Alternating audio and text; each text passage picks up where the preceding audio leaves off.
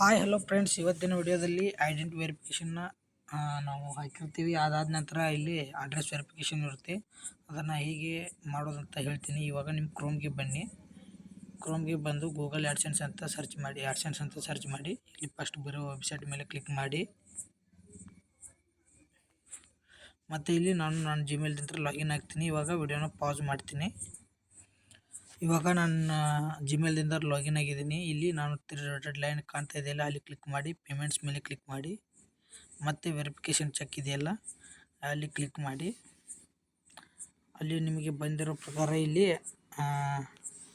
ಏನಂದರೆ ಆ pin code ಬಂದಿರ್ತದಲ್ಲ, ಅದನ್ನು ಇಲ್ಲಿ ಅದು ಗೂಗಲ್ ಆ್ಯಡ್ಸೆನ್ಸ್ ಕಡೆಯಿಂದ ಪಿನ್ ಬಂದಿರುತ್ತಲ್ಲ ಅದನ್ನು ಇಲ್ಲಿ ಟೈಪ್ ಮಾಡಬೇಕು.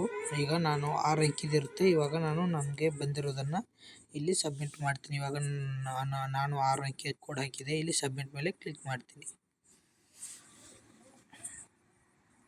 ಓಕೆ, ಇವಾಗ ಐಡೆಂಟಿ ವೆರಿಫಿಕೇಷನ್ ಮತ್ತು ಅಡ್ರೆಸ್ ವೆರಿಫಿಕೇಷನ್ ಎರಡು ಕಂಪ್ಲೀಟ್ ಆಯಿತು. ಇಷ್ಟು ನೋಡಿ ಫ್ರೆಂಡ್ಸ್. ಮತ್ತು ಈಗ ನೆಕ್ಸ್ಟ್ ವಿಡಿಯೋ ಬ್ಯಾಂಕ್ ಅಕೌಂಟ್ನ ಹೇಗೆ ಆ್ಯಡ್ ಮಾಡೋದಂತ.